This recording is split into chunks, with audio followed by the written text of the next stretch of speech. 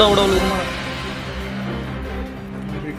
हां, काँग्रेसच्या स्टॉपला कोण होतं समोर जवळ? ओळखीचं आहे की? गणेश घोलप. तुम्ही कुठं चालले होते? कांदा कोण आहे? मी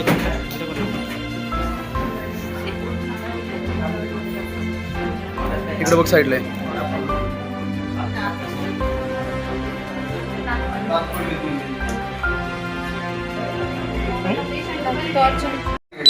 आता मी गरीब होतो, मला काय माहिती नाही, मला आता कळले म्हणून मी मागून आलो.